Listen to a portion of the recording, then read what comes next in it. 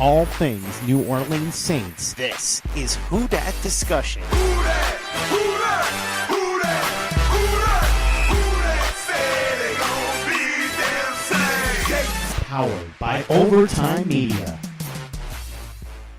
What is up, Who Dat Nation? We're coming at you with another film study here at the Who Dat Discussion. As always, I'm your host, Andrew Galata. You can follow me on Twitter at Andrew Galata, and then also follow our podcast at the Who Dat Dis. Definitely follow both those accounts if you want updates on the podcast, as well as some Saints analysis, opinions, and news, all that fun stuff we also put out on our Twitter page, in addition to the podcast, and now our film studies. So this film study, we are going to be analyzing Malcolm Jenkins, a few plays from him. Last week we did our film study on Emmanuel Sanders, and I really liked how that video turned out. It was a little long, but if you guys really watched it, I thought it was well done in my opinion. Definitely want to hear what you guys think about that, and I want to come back with another one, a little shorter this is going to be, but still I'm hoping the same amount of just content and that type of stuff. And I love that film study. I loved breaking it down. I love doing all that stuff, and it just shows you I think Emmanuel Sanders will be a big addition to this Saints offense. But now we're going to flip it over to the defense, and we're going to look at the biggest addition to that Saints defense in Malcolm Jenkins. And this is a very interesting move here. So the Saints basically trade in Malcolm Jenkins for Von Bell, and I do think that they do a lot of the similar things. I think Jenkins is going to show more impact on this team. I think they're very similar players, especially at both points in both players' career. I think Bell, I do think Jenkins has a bigger upside than Bell, but then again, Jenkins is getting older, and you're probably not going to see that full prime potential. Bell's full prime potential is probably coming into view, but I think that's just as good as what Jenkins is probably going to be now. And they do give different things, like Jenkins is better in the pass, Bell's better in the run, but again, the Saints have a lot of really good run stuffers, so I think getting someone in the pass like Jenkins is really big. And it's not like Jenkins can't stop the run. He could very, very well, in my opinion. But again, his strong suit is the pass defense, and we're going to look at that here. And I do think that's really important for the Saints defense, because they lost a lot of games last year, the year before, and in 2017 on just the big plays and not recognizing what it is. And that's Jenkins' it's his biggest attribute to me, really just understanding what offenses are doing, recognizing the play, and then making the play. He's a playmaker, really good tackler, gets the turnovers. He's a guy that, he's going to come in here, just like Bell was all over the field. I think Jenkins is going to do that twofold. And I do think he's going to really help the Saints, especially in this first season. And I do think that's really big. And again, you look at the stats, and they're solid as well. I mean, his PFF grades have always been just around 70 or above, sometimes in the 80s. I mean, he's just a really solid player. I mean, looking at last year, he had about 89 tackles. He did have 89 tackles, almost 90 tackles in 17 games plus the playoffs. He was able to have seven tackles for loss. He had 8 pass defenses. I mean, look, he had a very solid season. I mean, he's a guy who had 3.5 sacks as well. He does everything, and to me, he's going to be a big... you're going to see him all over the field, and I think he's going to be a big kind of addition to the Saints defense. So, let's just get right into this film and kind of break down what Jenkins could bring to the Saints. So, here is our first play of the video. It's going to be the Lions versus the Eagles, second quarter, about 10 minutes left. The Lions are up by 4, and it's going to be a 2nd and 15 for Detroit. This is going to show a lot of Malcolm Jenkins' recognition ability. It's going to be his playmaking ability, his tackling ability. It's going to be all on display in this play. So we're going to get right into it, watch it twice, and then we are going to break it down.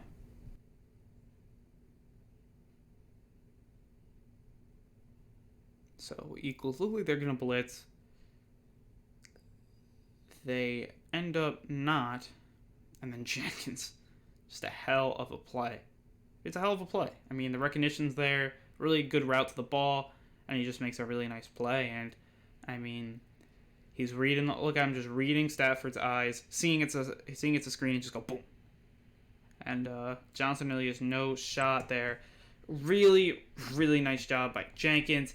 And again, I do think that this is it's a great play to recognize what the Lions were trying to do. It was a really nice playmaking, making a really nice tackle, and then, or at least a stop before the line of scrimmage, and ends up with the tackle.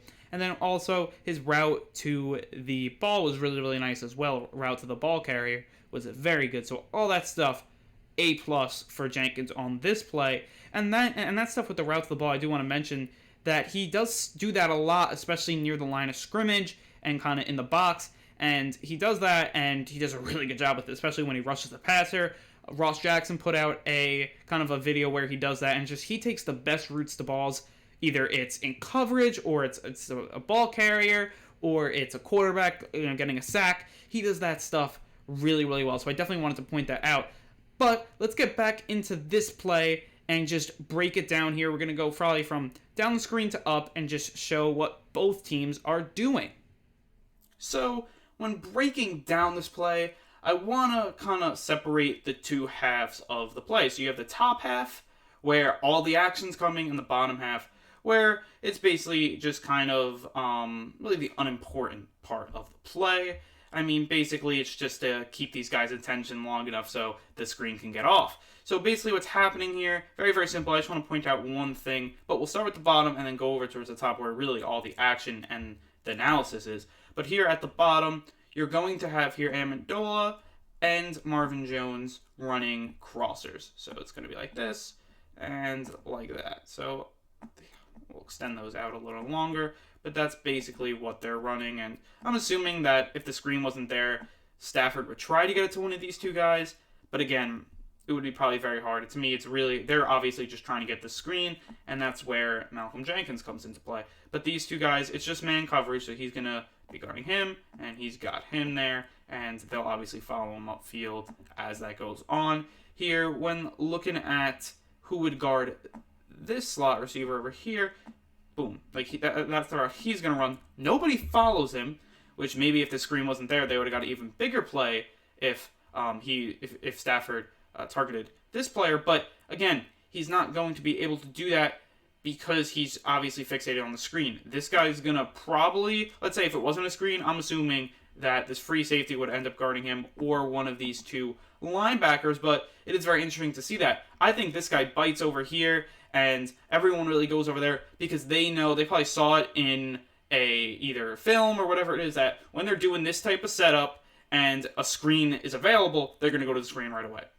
And also, they could also see Stafford turn and throw that way. That's also why they're going to go that way. And these two players, and this guy's, he's a little slower than Jenkins getting and recognizing the play. But again, it's pretty simple to see that the Eagles knew it was going to be a screenplay. It wasn't a fake. That's just kind of, it kind of was what it was there with the play. So that means that was kind of this side of the field. Pretty simple, man-on-man coverage. It'll probably, I think this guy would end up guarding him, but he ends up going this way because of the screen. Then at the line, it's going to be simple. Basically, you have all 5 of your linemen going to block here, and then 4 Eagles will rush. The Eagles do end up looking like they're going to blitz, but they bluff out of it, and these two guys go back in coverage, and they both end up going, obviously, to the screen when the play is made. Then that's kind of how it is to the middle. Now we're moving over to the top half, and this is kind of where it gets interesting. So outside here is going to be Ty Johnson, and he's going to be a player that they're going to try to get the screen to. So basically, Stafford's going to go to him. So what's Galladay going to do? He's going to try to block this player over here. And that's what Galladay's going to try to do. And that's basically, so he's going to hopefully get the ball and then turn it upfield, go around that block, and then they're hoping that basically Johnson is already upfield when Jenkins makes the play.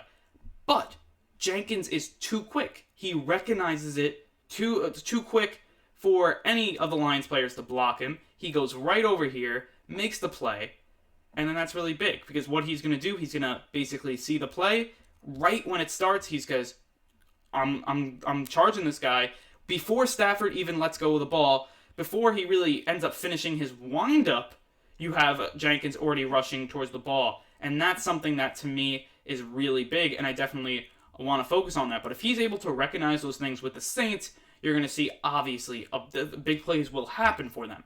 And yes, he can play in the box, he can play deep, and he's going to use those recognition skills deep as well, and we'll show that later. But again, this recognition skills to kind of sniff out this play, to me, is really important. You didn't see a safeties really do this for this. Von Bell kind of did stuff like this, but not exactly the same. This reminds me of Chauncey Gardner-Johnson a lot, so that's just kind of interesting there. I think Jenkins does even better than Johnson, but again, it's like Jenkins can do what Gardner-Johnson does. He could do what Von Bell does. He could do, even a little what Marcus Williams does. He's really just the type of player that can play all around as a safety, and that's really big. And look, yes, can Demario Davis do this? Sure. Can other cornerbacks do this for our team? I feel like we have a few guys that are very good against ball carriers and guys run after the catch. Yes. But he's going to be another player that can do that, and that just allows a versatility across the board. And also that veteran mind to recognize so quickly. Like, I don't think that many players on the Saints could recognize as quickly as Jenkins does. And to me, that's really big. And another thing is, he just first person to the ball, which to me shows his quickness, route to the ball, all that fun stuff. The recognition timing was the quickest. All that. And then also, he didn't just stop him and then wait for the gang tackle. He went back up to make the tackle. Like, that's insane. That's what you would love to see from your safety. That tenacity is there. He's got all the tools to really help the Saints in a really big way. But now, we want to break down even further Jenkins' path to the ball and basically how he makes a tackle, and we're going to analyze that even further. So now what I really want you guys to look out for, and what I'm going to explain, is basically three things. A, Jenkins recognizing the play right away, like very quick, faster than anyone else on the field. Then B, the path he takes to the ball, and then C, the tackling ability that he has. So let's just go all through it as this play kind of breaks down. So here, you can kind of see him recognize, before that here. So he's going to recognize the play. Let's just slow it way down. He's starting to move right there, and the ball's not even left Stafford's hand. Now Stafford, he's in the throwing motion. Jenkins is already gone. Now, as the ball moves, look how quickly, he's covering like 5 yards as the ball moves, and now caught the ball, and he's now really starting to make his first move just to get back to the line of scrimmage, and Jenkins is already right there. The line of scrimmage is going to be right here. And Jenkins is almost there. He's a yard short, and he's 2 yards short. So what's going to happen as we drag this to keep going? First hit right there, behind the line of scrimmage. Then he's going to fight. Johnson is going to fight, and the gang tackle here, and then Jenkins is going to get up and then make a really nice tackle at the end there. That's a perfect job. The great recognition at the beginning, knowing it's a screen before the ball's even out of Stafford's hand, before Stafford even winds up, to be quite honest with you, then that perfect route to the ball where he goes right past the blocker, and the blocker doesn't even know he's there, he's going by, because that's just how good it was, he just went right through there. And then thirdly, he's got to the ball first, made the play, and then also he was able to then get up and then finish off the play. So now let's look at it from this angle, because this angle is going to show Jenkins and basically his recognition, because you could see when Stafford starts to throw it, and then you could see it's going to come into vision up here when Jenkins starts to move, and you get to see the path and then the finish as well, even closer. So let's just see it here. So basically what's going to happen, so there's Jenkins comes into view, and then we'll just slow it down for you guys. Let's just do it nice and slow. So you can see him break for the ball right there, like right there. And then the ball's not even out. He's barely winded up to start throwing. And then that perf goes right through the hole and then finishes it. Very nice play. And then he's already off his game. But then look at him. He's going to get back up and make the play. Just a really nice job by Jenkins. It's the finishing ability. It's really everything. That play is an A1 Jenkins play. And that recognition not only works in the short field as well, he can also do it with deep balls and stuff like that. Really good at reading the quarterback, what he's trying to do, and those veteran things I do think the Saints need. I do think that the Saints secondary really needs a player like that because they are very young, and that's going to help a lot of the big plays go bye-bye. And again, and this play shows it in the short field, and then also we're going to see another play where it happens in the deep field as well, because this is really big for the Saints defense and integral to this signing, in my opinion. So let's look at the second play. It's going to show more of the deep threat here, and I think it's just a perfect play to show how Jenkins is really, really good in coverage. So now we're here. It's going to be the Giants versus the Eagles. Second quarter here in our second play, and it's also going to be 2nd and 16 from the 16, so really 2nd and goal here, as you're going to see a really nice play by Jenkins here, basically playing playing chess with Eli Manning. Very, very interesting there to see kind of what both players were doing there, and then the recognition of the play, the eyes that Jenkins has on Eli, and then also the play at the end. It's just an outstanding play. There's nothing else I can say about it. And I think we'll just watch from both views, and then we'll break down what everyone is trying to do. So here it is. So Eli here, he's going to kind of see what the Eagles are doing, and then he's going to check here. So he's going to check out of the play. And then Jenkins is also going to check. He's telling everyone what to do. And then he's going to go, boom. Because, Eli probably checked to get Golden Tate open. He does. And then such a great play. For Jenkins to read the eyes, it's a great play. And here you'll see from this angle. He just bolts over there. And then he reads the eyes and goes back. It's an amazing play. It really is an amazing play. And we'll go back here. But that, to me, just shows kind of what Jenkins can bring. It's a really veteran move here that I don't know that anybody on that secondary could have done it last year or the year before. This is what he's doing here. He's seen that Eli checks it. Jenkins is the one that's checking in the secondary and saying, this is what we should do, this is what we should do, this is what he's doing. Or maybe he's not checking it, but at least he's saying, this is what's happening. And then he's like, well, now I know that Golden Tate's going to be open here. Now let me finish it.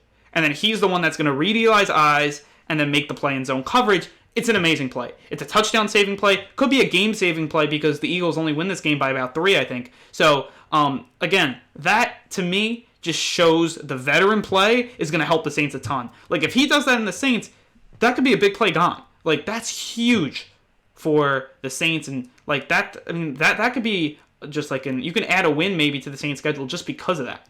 Just because you're not going to give up a ton of big plays because you have a veteran presence there that should kind of stop all those big plays from happening. I don't think that Thielen play at the end of the wildcard game happens if Malcolm Jenkins is in. That's just my opinion. So to me, that's just kind of what it is there. And again, very, very interesting, this play. We're going to break it down, see what the Giants are trying to do, see what Eli's kind of checking into, and then we're also going to see what the Eagles are doing on defense, and then also specifically what Malcolm Jenkins is doing. So we're going to go from the bottom of the play back to the top, kind of see what both teams are trying to do here. And to me, this is just a very, very interesting to see what both teams end up doing. It is something that is pretty, it's a pretty high tech to see what these defenses are doing. And again, it's something that to me is very, very interesting. So first, let's just hear what's going to happen is that these 4 guys are going to blitz. It's going to be 1, 2, 3, 4, and then we'll get over here. So what happens is you have this cornerback. He's going to be your deep guy, and he's going to be the player that basically he's going to be your deep zone. He's going to play back here, and kind of the zone even goes off the page. Then you're going to have your second guy is going to play here, and he's going to get the short. So he's going to be over here. So these 2 guys kind of swap. So he's going to take the back zone. He'll take the front zone, which is interesting. It's definitely a little high tech there. You're going to have this guy. He's going to drop back and play over here. You're going to have this going to drop back to kind of play the middle here. And now these 2 guys are going to kind of swap places. So he's going to play this zone. Ooh, let's see if I can get it up here. So he can play this zone up here. And then he's going to flip-flop and play this zone here. And then Jenkins, I guess, is for this all middle of the field. It seems like he's kind of the joker. And he's going to recognize... Because what Eli is seeing is, right now, I'm assuming that you're going to see Jenkins kind of playing over here, you're thinking? Probably not over here. So basically, what Eli's going to try to tell to Golden Tate is, you can go right over here. You can go right over here. It's going to be... You should be open. And Jenkins says, oh, I know what you're doing, and I'm going to follow him there. And he ends up following him and then coming back and then making a play. That's to me, that's amazing. To see that recognition, I don't think Von Bell sees it. I don't think Marcus Williams sees that. That's amazing. Eli makes a really smart veteran move and a good pre-snap look that there's should be an open space right here in the zone, and I'm going to take advantage of it. It should be an easy touchdown.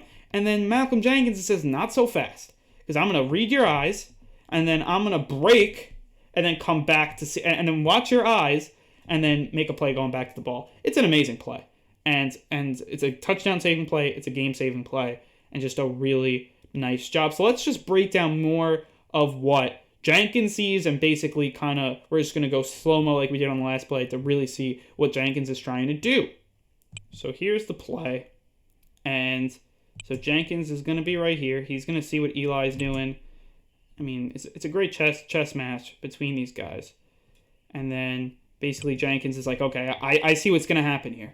So it seems like he's going to know at that point, I see what's happening. I see what you're doing, Eli. And then see him break. And then, so he drops back to pass. He's reading his eyes the whole way. You could see where he's faced here. His eyes are right on Eli's. 100% right there. So if we keep going, now Eli sees, he's like, I should probably still have this. You know, if I throw it up here, I should still be good because it looks like Jenkins overran it. And then Jenkins goes, no, I'm reading your eyes and I'm seeing you're going to throw it right here. And then we'll see this play here. He says he makes an amazing athletic play to change his direction like that after he recognized it. Took a really nice path to the ball, the only path that would stop the play from happening, and makes just a diving play to get it away. Like, that's an amazing play. I mean, I don't know what anyone else is going to say. Like, that is a game-saving, touchdown-saving play that if he brings that to the Saints, this secondary is going to be lethal. Like, you add that with a Marshawn Lattimore who the Eagles didn't have, with a Janoris Jenkins, which you could make the argument that Janoris could have been just as good or even better than any of the cornerbacks the Eagles had, and then this should be a really lethal defense if Jenkins is able to bring this play, and I think he will be able to easily. And that, I mean, that type of recognition, hopefully it will take away the big plays, hopefully it will be taking away the touchdown-saving plays, and it could really help the Saints and the Saints secondary and the defense really thrive, and I do think that is really big. Before we wrap it up, I do want to do a quick one. It's going to be a very quick play. It's going to be just extremely quick. Same game, and it's going to show what Jenkins can do in man coverage.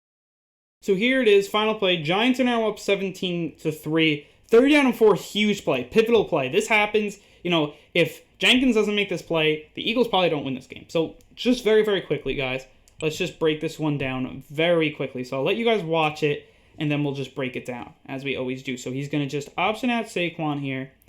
It's just going to be man coverage straight up. Jenkins sees it. He goes. Now, he's guarding Golden Tate, one of the best slot receivers in the league. Look at that. Boom. Just an amazing play there. And we'll watch from the other angle. It's a quick play, but it just shows that he can guard the slot and the best of slot receivers like Golden Tate.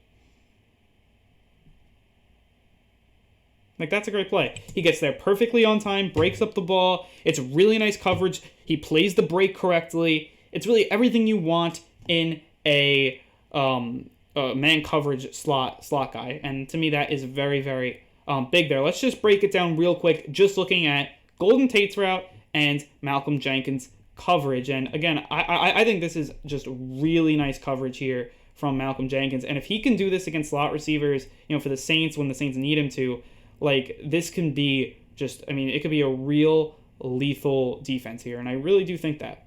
So to move back to the breakdown of the play and kind of the analysis of it, we're really just going to look at this matchup real quick. That's all I really wanted to look at. And we're basically just going to look at here the route that Tate does and basically the path that Jenkins takes. And basically what's happened, it's a 3rd and 4, and this is your line to game right here. So that's your line, basically what it is. Sorry, it's not as straight as I want it to be, but it's good enough here. So what Tate is going to try to do is just run it in, or a slant route, in the slot, and this works for him a lot. He usually gets separation, and then he's usually good at making plays. So, like, this is a really good test for Jenkins, and what Jenkins is going to do is use perfect technique. So he's going to guard him.